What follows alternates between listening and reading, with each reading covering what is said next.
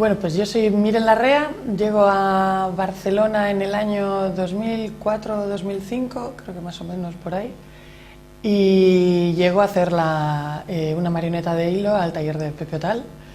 Y bueno, al final lo que iba a ser un pequeño curso de 2 meses se convirtieron en unos 8 años en Barcelona, 8 o 9 que estaba aquí en Barcelona. Y durante todos estos años, pues aparte de la llegada al taller de Pepe Otal, allí conozco a Valentina Raposo, actriz y titiritera. Con ella empiezo también a construir en el taller conjuntamente en el taller de Pepe Otal. Y de allí nace nuestro primer trabajo, Los sueños de Leonor, para adultos, y ahí es donde decidimos embarcarnos en una compañía. Mientras tanto, mientras que montamos Anita Maravillas, vamos trabajando para otras compañías, entre las que trabajé con, yo personalmente, Marionetarium, que hemos estado, ya lo contará luego después también, pero hemos estado bastantes años juntas trabajando en el Marionetarium, donde perfeccionamos hilo. Hemos estado, yo también con Marga Carbonell trabajamos el proyecto La Canija, también Muffin Puppets de Pablo Ortega, con Litus en Teatro Imaginari, podríamos ir diciendo diferentes proyectos en los que hemos trabajado, pero al final, durante todos esos años, digamos, el proyecto constante siempre ha sido Anita Maravillas Teatro, junto con Valentina Raposo, con la que inicio todo, antes de cualquier otro trabajo, y con Mireia Nogueras, que se une a nuestra tripulación, que venía ella de trabajar en Las Feas. Pues yo soy Valentina Raposo, soy chilena, vine a Barcelona a hacer un doctorado en artes escénicas en el Instituto de Teatro, y allí me metí en forma teórica a estudiar sobre los títeres. Hice una tesina sobre los títeres, pero la verdad es que el mundo más teórico pues me aburre y quería emprender una parte práctica, y tuve la suerte de ir a una fiesta en el taller. Era muy vivo y muy, no sé, realmente me tocó, y me pregunté, bueno, estos son todos unos frikis, ¿quiero ser yo una friki también? Pues sí.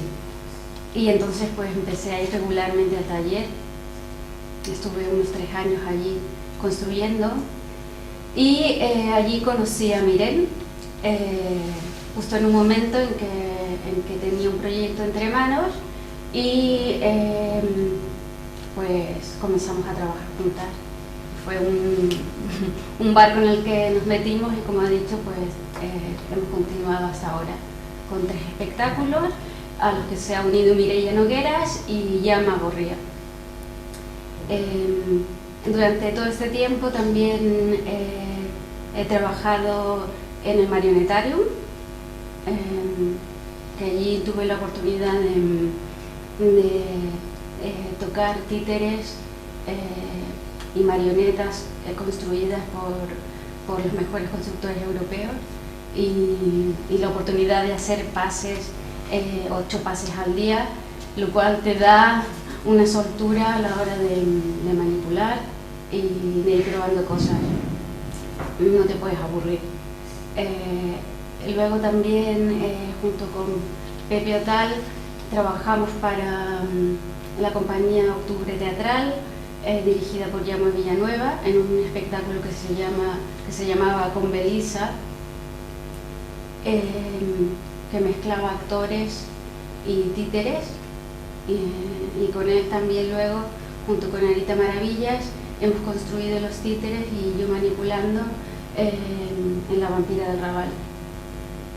No me acuerdo para qué cantidad de gente he trabajado ya, pero sí a nivel de construcción hemos trabajado como Anitas para otras compañías. Nos piden que asesoremos y que construyamos títeres. Nuestro primer trabajo, cuando nos juntamos en el taller del Pepe, que yo acababa de llegar, era era nuevísima y bueno, había trabajado algo con Taupada en el Goibar, yo soy vasca y había trabajado allí con una compañía y llego sin tener mucha idea de hilo y además sin tener nada, quería construir una marioneta pero tampoco tenía un interés específico con el hilo y allí conozco a Valentina y bueno, con Valentina ella me propone que hagamos un proyecto juntas, que era una idea que ella tenía escrita hace tiempo, que al final eso llega y hacemos, bueno, al final ese proyecto que ella inicia y que estaba en ese cajón acaba siendo nuestro primer espectáculo para adultos, que se llama Los sueños de Leonor. Y bueno, creo que yo es uno de los trabajos que más quiero y de las que más orgullosa estoy por todo lo que supone, no solo artísticamente, es parte de una etapa, es parte de un inicio, es una filosofía también, porque es donde decidimos qué es lo que queremos hacer, cómo queremos funcionar como Anita Maravillas Teatro dentro de los títeres y dentro del teatro, porque nosotras no entendemos los títeres sin el teatro. Y bueno, ahí surge nuestro primer trabajo para adultos. Como primer trabajo, Los sueños de Leonor nació de algo muy espontáneo, muy vivo, y además que hablamos justamente de la vida del títere y de cómo desde el humor esta Leonor no quiere vivir una historia a la que nosotros la estamos obligando a vivir. Y es una rebelde sin causa que también se despega del espectáculo. Leonor la pide, le empieza a pedir la gente, vente para aquí, porque no tiene tapujos, dice lo que se le pasa por la cabeza. Además, a mí me odia, tiene un pique conmigo, o sea, es una relación amor-odio, ¿no? Porque en el fondo dice, o sea, el personaje es mucho más fuerte que lo que nosotras como titiriteras podemos ser. Él se despega y bueno, la llaman a funerales, a fiestas mayores, a cumpleaños. Se convierte como un poco en un fenómeno. Con agenda propia ya. Sí, tiene agenda propia y deja de ser títere. Es un personaje ya bastante más fuerte que lo que Miren y yo podemos ser. Después de Los sueños de Leonor nos planteábamos un nuevo proyecto, ¿no? que es cuando llega Sarian Sunsun, que en un principio nosotras decíamos que solamente haríamos espectáculos para adultos, pero bueno, luego surge la opción, hablando con una gente, nos hablan sobre que podríamos hacer algo para todos los públicos y entonces decidimos hacer un espectáculo en el que también puedan entrar los niños. Sí. Haremos algo que para nosotras sea sincero, que la gente que venga a verlo lo disfrute, sea de la edad que sea, y que puedan entrar los niños. Sí, otra característica que tenemos como compañía es que nos gusta mezclar mucho diferentes técnicas, o sea, no nos casamos con una técnica, sino que vamos probando en cada espectáculo una técnica diferente, y también mezclar lo que es la actuación con el teatro de títeres. O sea, la actuación de actores, quiero decir. Nosotros interactuamos, nos separamos de ser solamente manipuladoras y también hacemos personajes. Y con Sarian con Sarian Sunsun, queríamos aprovechar todo lo que habíamos aprendido en el taller del Pepe y también en el Marionetarium para hacer un espectáculo de hilo. Es como siempre decimos, nos vamos a meter en ese jardín, ¿no? Que supongo que les pasará a muchos titiriteros a la hora de crear un espectáculo propio, que es quiénes somos como titiriteras dentro de este espectáculo, de lo que estamos contando, ¿no? Entonces, bueno, es una cosa que seguimos experimentando, en cada espectáculo trabajamos de alguna forma y creo que todavía no lo tenemos claro. Cuando vamos a empezar es, muy bien, la historia es esta, pero nosotras como titiriteras, ¿quiénes somos en toda esta historia, ¿no? A nivel, digamos, de un planteamiento más. Sí, en la Leonor sí que somos las titiriteras, en Sarian Sunsun somos aprendices de brujas. Entonces llegamos el argumento es que son 3 aprendices que llegan a la casa de una bruja anciana, que es un títere bastante grande, que manipulan Mireia y Miren. Una mete la mano en la cabeza y van cambiando de manos. Y así se arma el títere.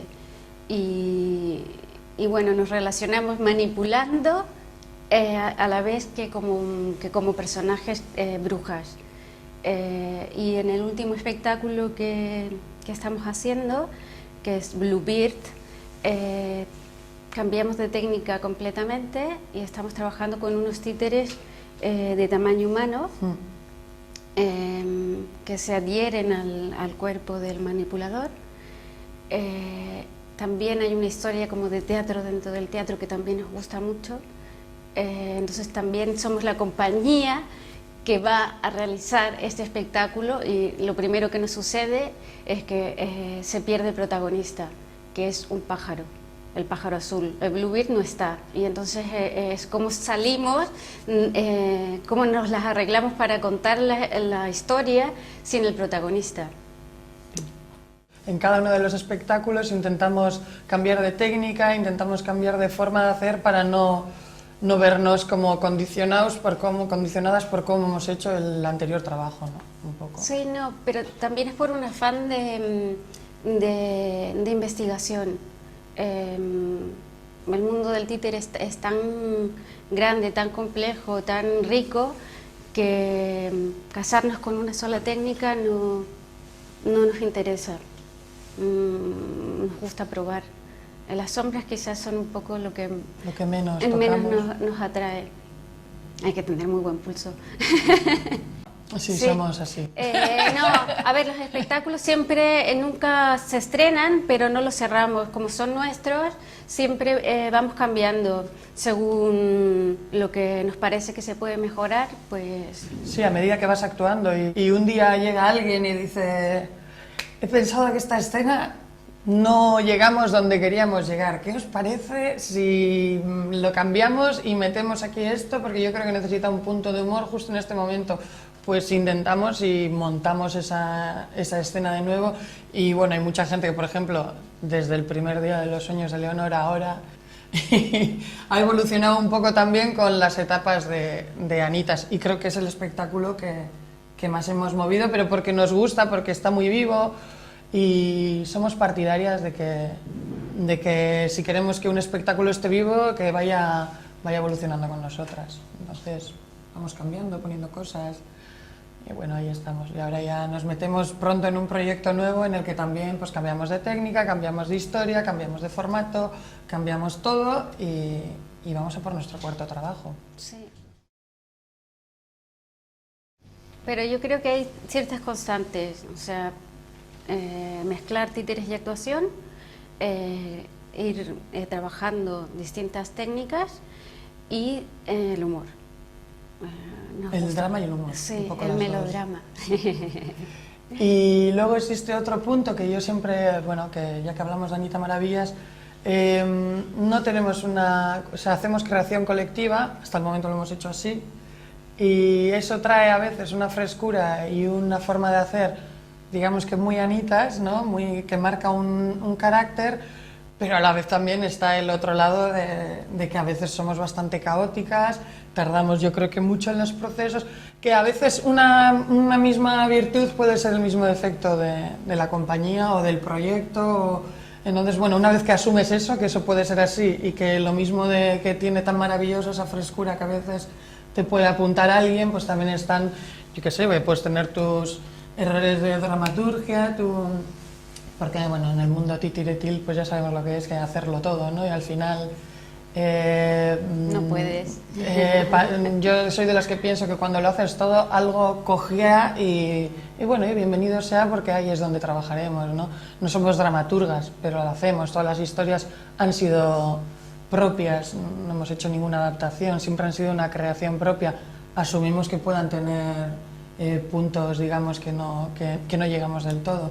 Por otro lado, somos unas apasionadas de la estética, cuidamos la estética y los colores y la construcción, pues porque nos gusta mucho desde el taller. Además trabajamos para otra gente, tienes opción de ir aprendiendo, de ir experimentando cosas nuevas, de todo, y yo creo que en ese sentido siempre vamos más redondas, y en otras cosas pues nuestro propio caos maravilloso a veces pues te trae cosas súper bonitas y otras veces te quieres colgar del pino más alto. Lo entendemos también como parte del mensaje de la obra. Cuando la gente se sube al escenario, al final del espectáculo, para mí también es parte de lo que estás haciendo.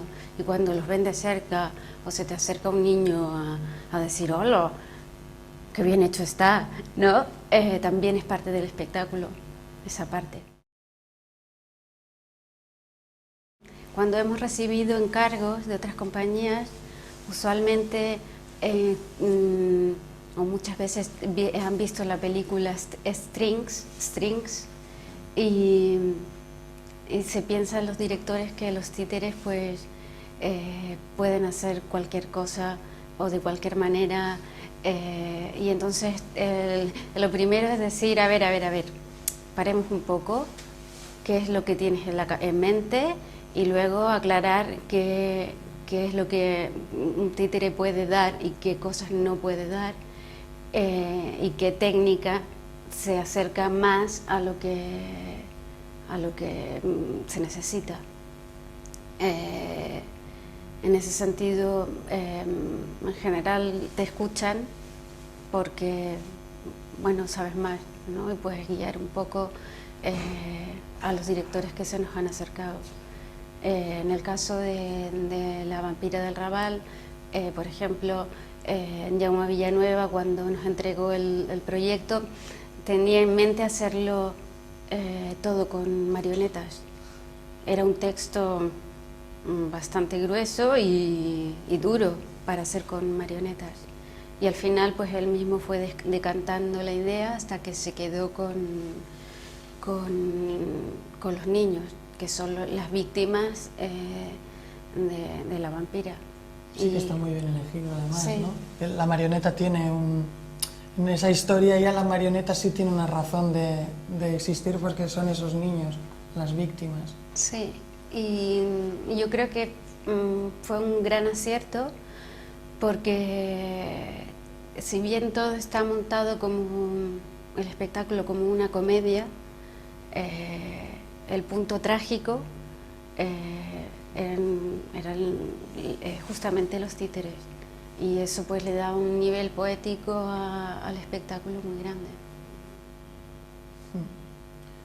Sí, muchas veces eso, directores que han estado trabajando, digamos, más en teatro de actores, cuando se quieren embarcar en un espectáculo de teatro de títeres, sí que nos ha pasado, y además nos empieza a pasar cada vez un poquito más, que es que se acercan pues para consultar contigo que el lenguaje de los títeres. Claro, quiero montar una cosa con títeres, pero no sé si está bien planteado este texto para este títere o estas acciones para... Y bueno, y muchas veces llegamos a un acuerdo, o sea, hablamos con ellos, intentamos también asesorar, pues que quizás un monólogo no es la cosa más apropiada para un títere, pero es normal, porque como llevas tiempo experimentando, igual que ellos controlan otro tipo de versiones teatrales, ¿no?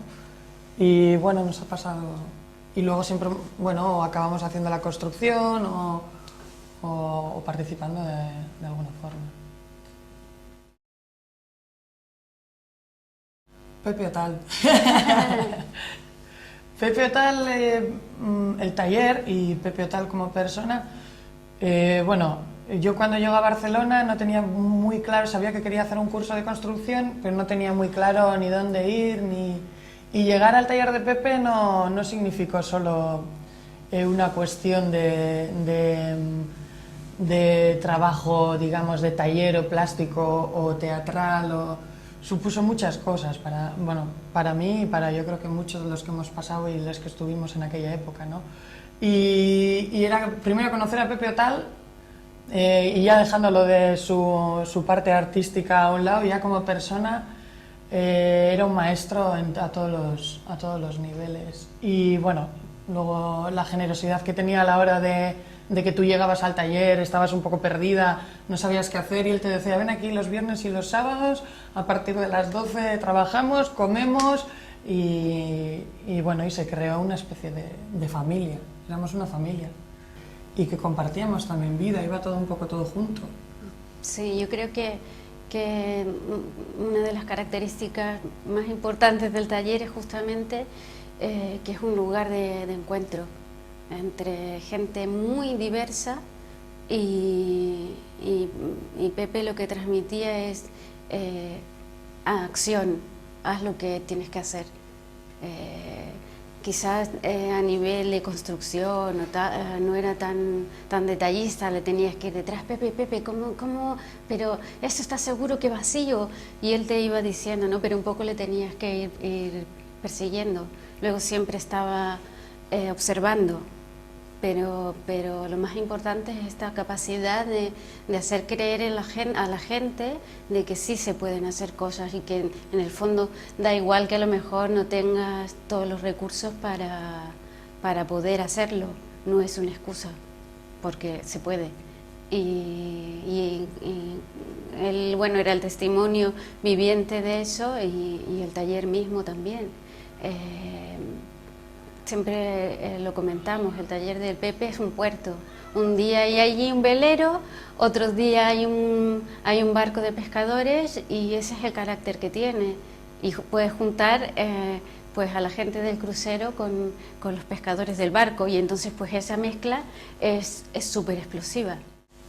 Sobre todo la alegría de vivir y de hacer lo que se te venga en gana.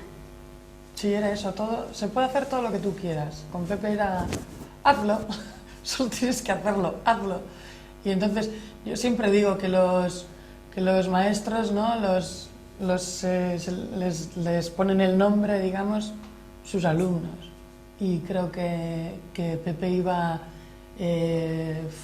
ha sido un maestro para todos, aunque él nunca se llamó a él mismo así, ¿no? Pero que para nosotros era un maestro en todos los sentidos y lo echamos de menos un montón. Sí.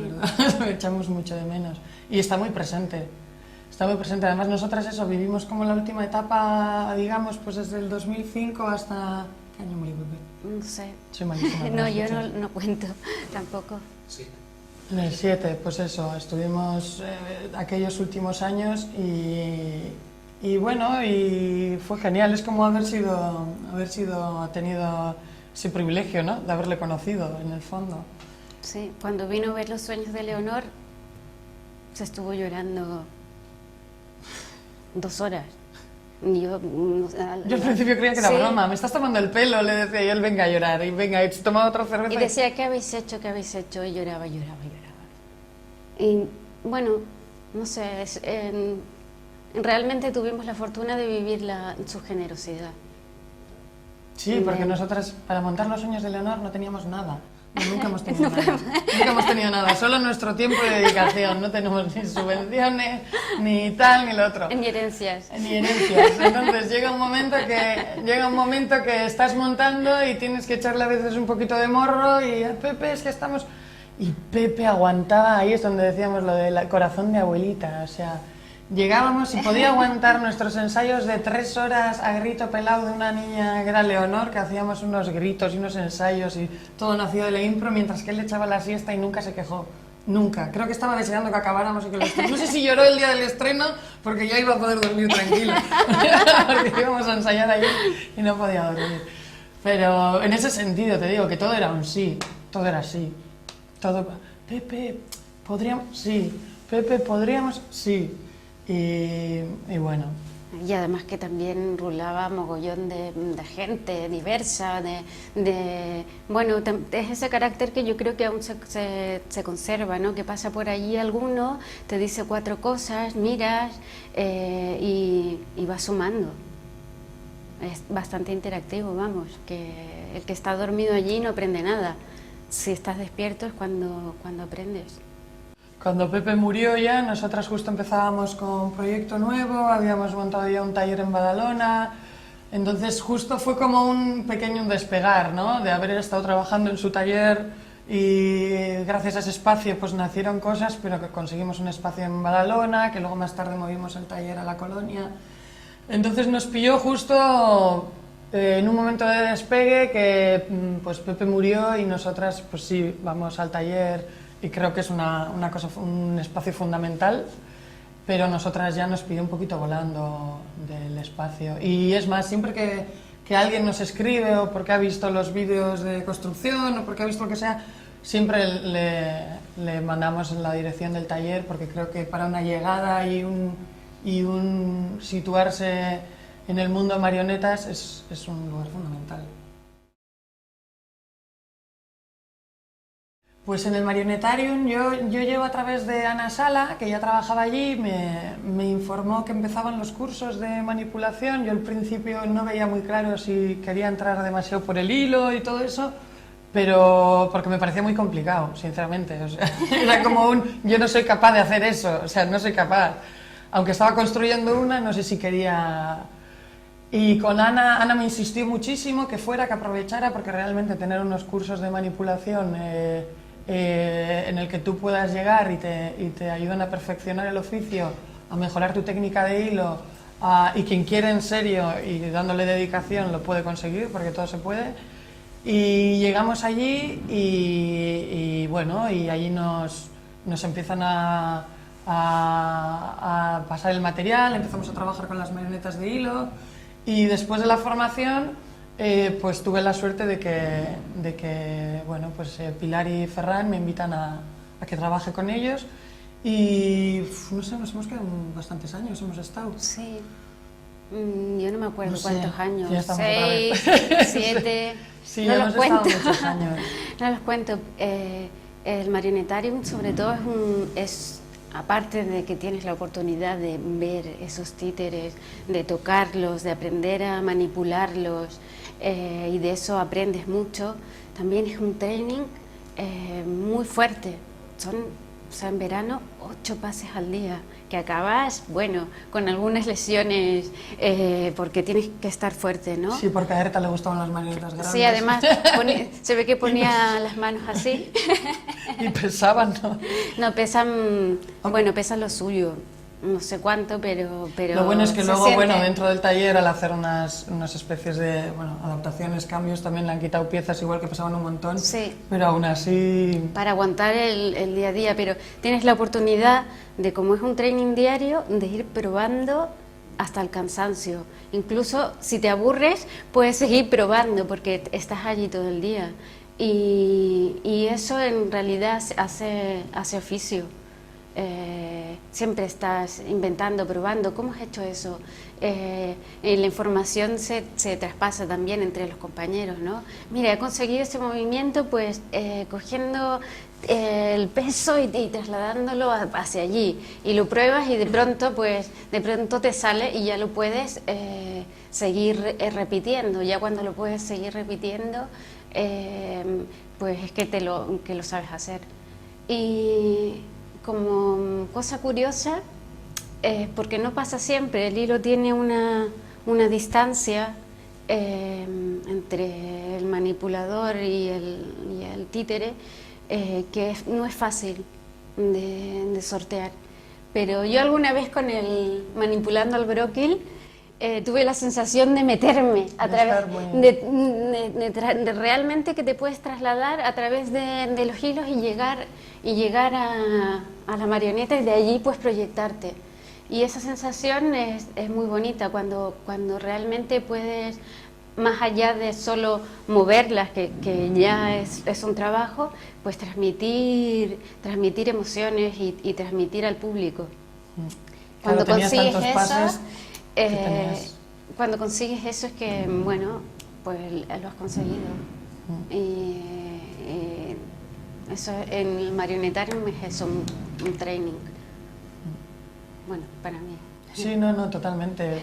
Ha sido el lugar donde hemos perfeccionado hilo, que es una suerte, porque para poder manipular el hilo de una forma bien, digamos, ¿no? Porque necesitas una dedicación, dicen que necesitas un mínimo de 3 años con una dedicación continua, entonces, claro, tienes mandos de un montón de constructores de Europa, de un montón de épocas y puedes, bueno, y claro, y además estás trabajando, entonces vas haciendo un montón de horas con las marionetas, vas controlando el hilo y gracias a eso llega un momento que controlas la técnica de tal forma que puedes disfrutar ya del personaje, ¿no? Porque realmente has superado esa barrera de la técnica, que es a veces la que da esa distancia también, yo creo.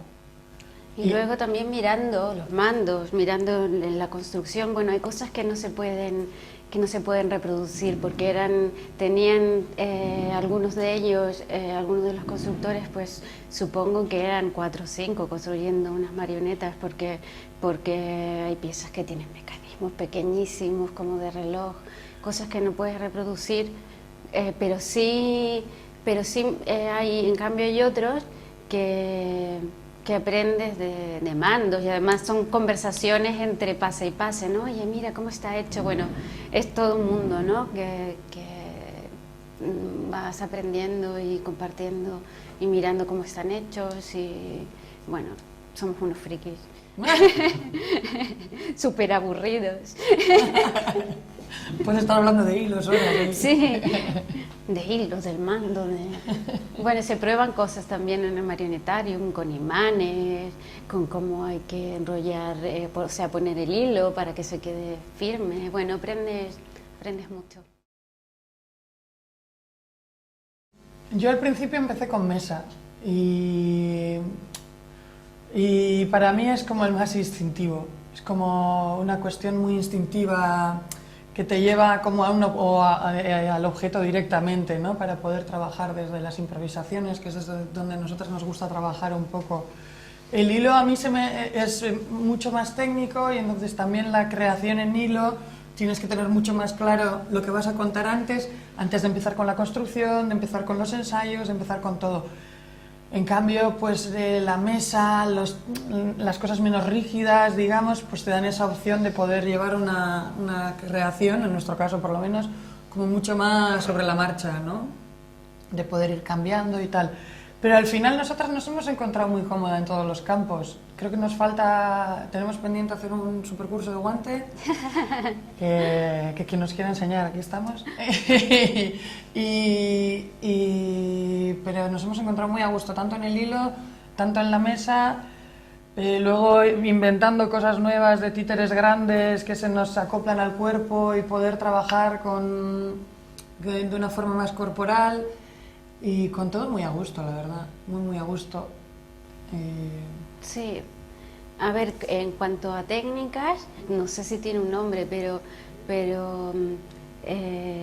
cuando manipulamos entre varias un solo personaje, es toda una coreografía en que tienes que estar súper, escucharte corporalmente, porque son a lo mejor 3 personas o 2 personas haciendo un solo personaje y eso es bonito.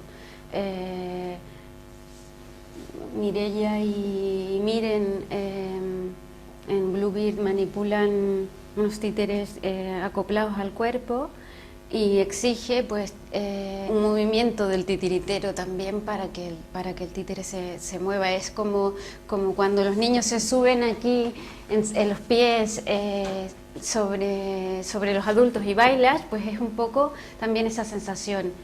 Pues no sé si estamos entre el bunraku o el marot, bueno, es un poco un invento. Seguro que otro ya lo ha inventado antes, pero vamos investigando sobre esa línea. Como sensación, por ejemplo, cuando a veces manipula el que lleva la cabeza en uno de estos personajes que armamos entre varias, es un poco el que manda. Pero por ejemplo, en este personaje el que hace las manos va cambiando y de pronto el personaje pues también cambia simplemente con el hecho de que una mano sea de un manipulador o de otro. No sé. Sí, no sé. En cuanto a técnicas... Yo personalmente en todas me encuentro a gusto. Es verdad que cuanto más directo es la manipulación, yo creo que hemos conseguido personajes más redondos, creo, Sí. no sé. Yo es donde más a gusto me siento, porque, total, cuando vas a contar una historia, ¿no? Era como también cuando Pepe decía lo que queréis, pero contar una historia. pues para contar la historia, muchas veces en la manipulación directa igual nos hemos sentido más a gusto, pero con todo bien. Bueno, cada técnica tiene sus exigencias diferentes. Para unas tienes que ser más coordinado, para otra tienes que estar mucho más atento a si lo estás construyendo entre dos o entre tres. El hilo es más solitario, pero yo creo que cada una tiene lo suyo y da cosas diferentes. Pues, ¿cómo es nuestro proceso de creación? El proceso de creación, bueno, empezamos siempre por cómo queremos contar una historia, ¿no? ¿Qué queremos contar primero? Y de allí empezamos a crear. Primero intentamos perfilar pues una dramaturgia y creamos los personajes y luego improvisamos mucho. Cuando pensamos en el público al que queremos llegar, pensamos en todos los públicos, en especial en los dos últimos que han sido para todos los públicos y no solo para adultos, ¿no? Y así como queremos llegar al padre, pues también queremos llegar al niño, y hay cosas que leerán algunos y otras que leerán los otros. Nos gusta mezclar mucho de cabaret también, yo qué sé, saliendo de Blue Beat nos hacen un comentario: mira, el primer espectáculo que veo en que una, para niños, en que una actriz pues enseña pues las piernas hasta aquí y salen sostenes y bragas. Pues sí, pues porque... En el momento a nosotros no nos parece tan... No nos parece tan... Cuando estamos creando no lo vemos así, pero luego sí que nos hacen el comentario, porque a Mireia tiene las cachas más vistas de todos los teatros. Sí. Ha enseñado las piernas por todos los teatros. Y todos los niños se ríen en el momento en el que aparece un sujetador. Bueno, cosas así, ¿no? Digamos. Pero... Y luego también pues en Sarian Sun Sun pues también hay un personaje que muchos hombres dicen: ¿era una chica o un chico? Como que no se sabe muy bien. Y todo porque ese personaje es una mujer que es un poco salvaje, digamos, es como si le hubiéramos sacado de un bosque. Sí. Y se encuentra con otra pues que ha salido de ser una señorita Rottenmeier de Frankfurt, que huele bien, que es estupenda, todo, y entonces se pega medio espectáculo pues agarrada y queriendo leerla y queriendo tocarla y no sé qué, y entonces muchas veces se nos acercan hombres diciendo: era un hombre, ¿verdad? Y yo: no, te está reflejando. No, pero bueno, no sé, a veces hemos sido, en nuestro primer trabajo, siempre hablaban sobre una especie de irreverencia o de ser un poco políticamente incorrectas, y hemos llevado en su medida a todos los públicos también, ¿no?